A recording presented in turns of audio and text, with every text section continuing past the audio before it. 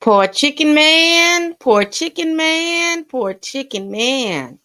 Y'all, good morning, good afternoon, or good evening. This is Pamela, and you are watching Pam Entertainment TV, where we review movies, television series, and incidents in pop culture to see how those incidents may or may not affect our daily lives. Housekeeping.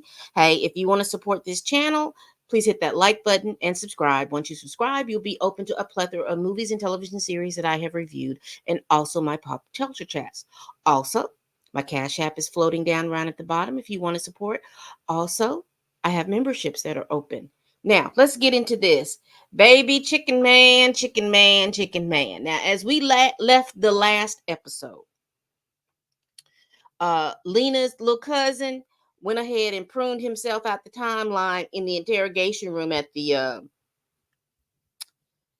police precinct. And so then you see Detective JD Hudson having to call that boy's mama and tell him that he died in police custody. And he's talking to her, making sure that he's going to be able to do things. And that seems like a tough situation to be in because of the fact that at that particular time, particularly in that particular history, you're just coming. You are just about to round out of that. Well, you're not even rounding because the Civil Rights Act had just passed. The same people who looked at you and wanted to be able to prune you from the timeline. Like hanging fruit are still there. The same police officers and the policemen that were doing billy clubs and spraying water on you not even 2 years ago, they're still there. So all of those social issues and social ills are still there. So, and to be a cop amongst all of that, trying to do the best as be a best police officer, y'all excuse me, to be a good police officer, plus be a good community leader, that had to be difficult, particularly for someone who was one of the first police officers in the city of Atlanta. But anyway, he's having to do that. Now, I'm going to talk about Chicken Man a little bit because I just do not see. I do understand him wanting to make sure that his family is okay, but let's just be very, very real. You got people, gangsters after you. They don't have no code. When they want you, they want you. And you got your family because you want to keep your family around you. Sometimes safety means that they need to go away. And there were several instances where his wife wanted to go away and he blocked that.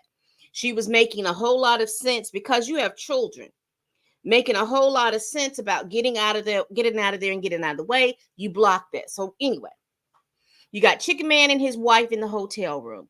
They're in the hotel room, and so I'm just going to go and talk about each act. I mean, each shoot, I can't talk today because it's late at night too. We're gonna go by each character. I'm sorry, and go over that. So Chicken Man and his wife are in the hotel room, and they find out that Silky has been pulled out of the Chattahoochee River. Now, you're finding out that these people are serious. Silky is dead. And your wife is scared. The children don't know anything. So you've got it to the point where your children are not attending school, disrupting their whole lives because they're having to be in hiding from the mess that you've done. Also, I want to get to Vivian in a minute. But you're having all these issues. You're telling her she needs to stay in the hotel. And they can't stay there for long because they're gonna be cooped up. She's gonna run around and make a call, make a two, and somebody's gonna say something. It's gonna be all shambles, all shambles. So Chicken Man decides that he's gonna talk to Detective Hudson because he's gonna let him know, hey, Silky was my friend. These folks killed Silky. I got robbed, but I didn't have nothing to do with it. So when Detective Hudson realized that the guy that they pulled from the river was actually Silky, he had a witness. So, but he didn't realize at the time that he was talking to her that she was underage. And so they go over to the house. The mama's not wanting to talk because again, now he's the police. And so there's this little thing about, 2 years ago, y'all were sicking the dogs on us, but you're the police and you want me to trust you when I know that you don't really run things. So there's no way that I can trust you with the information. But anyway, Chicken Man is there and he's able to talk to the mama. Something about her tea, her sweet tea was good. And he ended up saying that sweet tea wasn't good. But anyway, the daughter tells them about this good looking guy leaning on the car and everything. And he's got racing tires and all this other stuff. So that leads them back to Andre. So they go over to and I don't know if this man is Andre's uncle. Is he a family member? I don't know exactly who he is to Andre, but he's very he you can tell that he loves that young man. And he's trying to explain to him, you in some bull stuff and you need to get out of it. I'll get into all of that. But they go over there, they find out who Andre is. They go over to Andre's place. Andre, they go over to Andre's place. Now, even before we get to that, I don't want to skip ahead of myself. So you have the robbers, Willie and the dark skinned guy. I want to call him Don Cornelius because that's what I remember him playing when he played Don Cornelius at that one time. But anyway, I know that's not his character's name. I think his name is McKinley. Mac. I think his name is Mac. So they're hid out. They're hiding out there, counting the money because they're waiting for the guy from New York to come back down so they can split the money.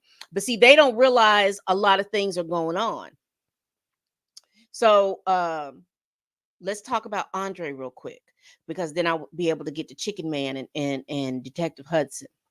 So there is a bounty on their head.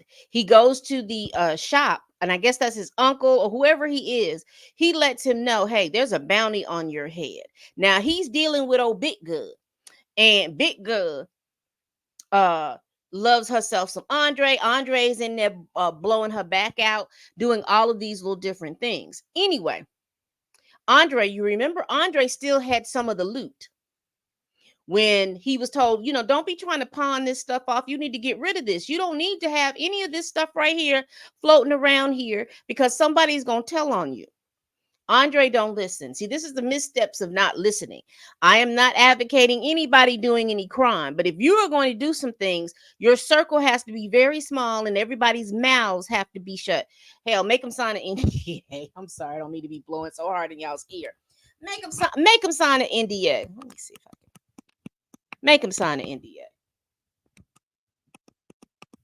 I'm trying to see if I can get this lower a little bit so it won't be like blamming in your ears, y'all. Anyway, he's at his trailer, Andre.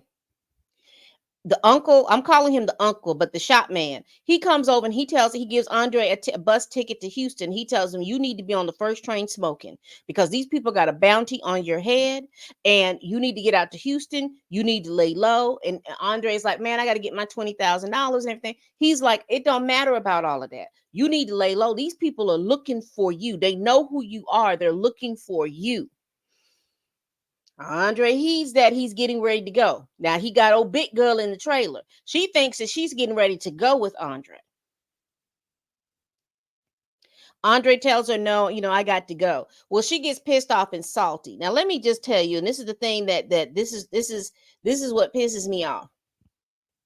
Y'all be so desperate. Some of you ladies be so desperate to have a man, to be with a man, and want to be with a certain man. You do all of these things thinking that you're going to, you do all of these sexual things. You do all of the giving them money, doing all of this stuff, thinking that's going to keep them with you. Then when you realize that's not going to keep them with you, you get pissed off and you put things in motion because you're pissed off.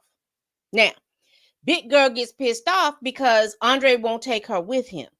So she takes the bracelet that she has and she takes it up there to old Lamar and tells Lamar where Andre is at.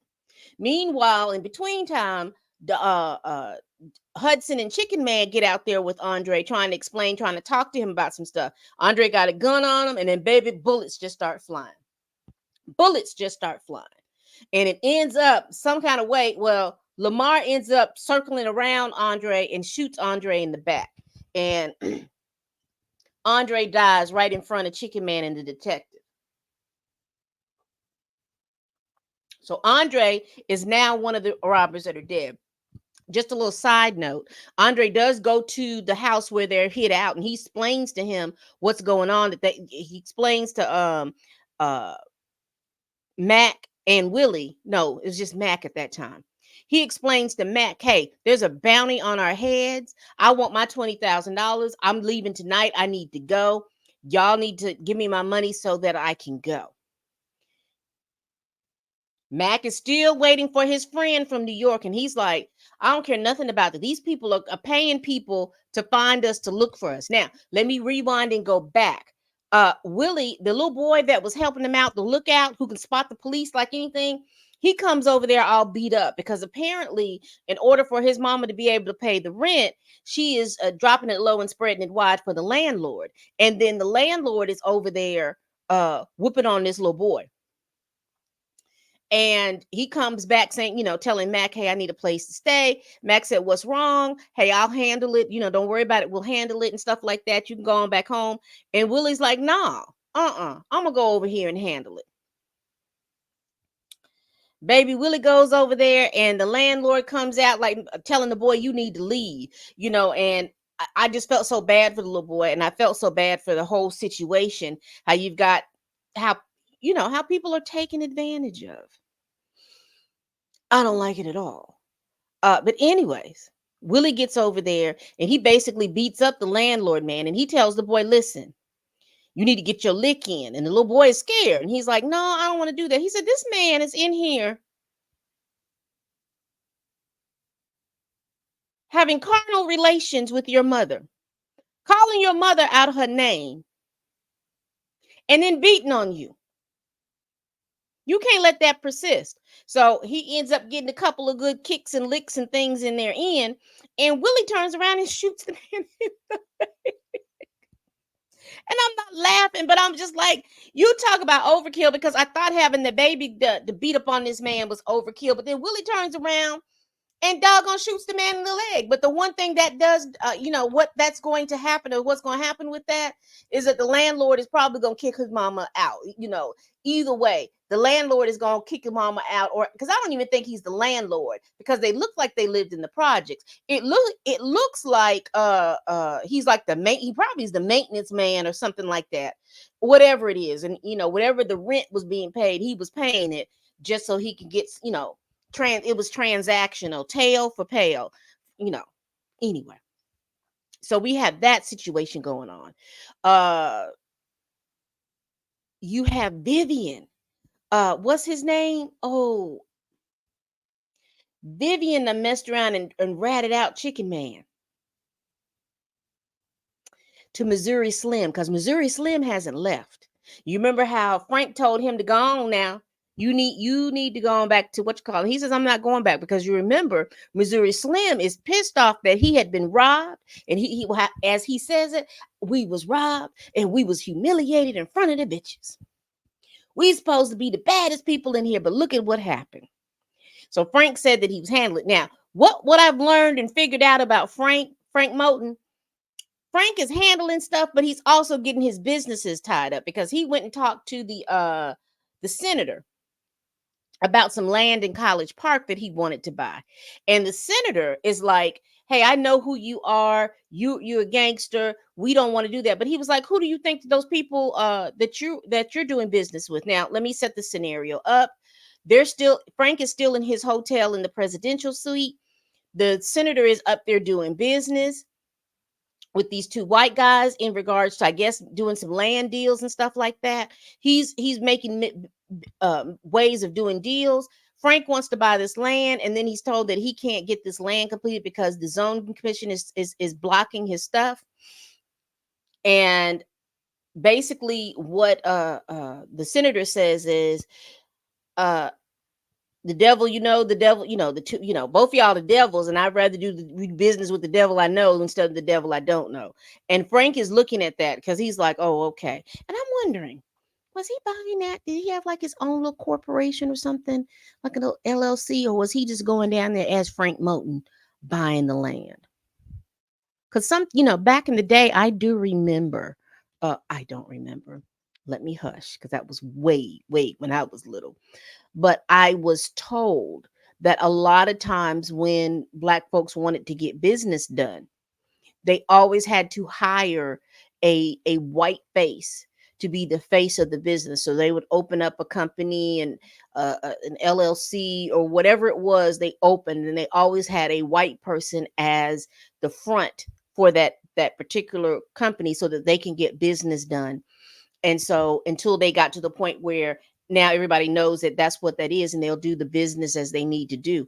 But I remember that there was, because I was wondering, he didn't do any of that, especially when you're trying to do business in the South. And like I said, this is 1970. So this wouldn't be, I don't know. Hindsight is 2020, but I'm just interested about that. But he's got his good eye and his bark in his mouth. So he got it, his chewing bark. So he got his good eye on the senator.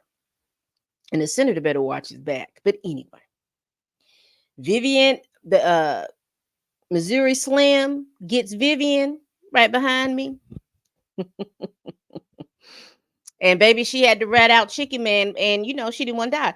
Chickenman was too doggone stupid to leave town when he should have left town. He's so busy trying to fix things. What are you gonna fix? And that's the problem that I have with Chickenman.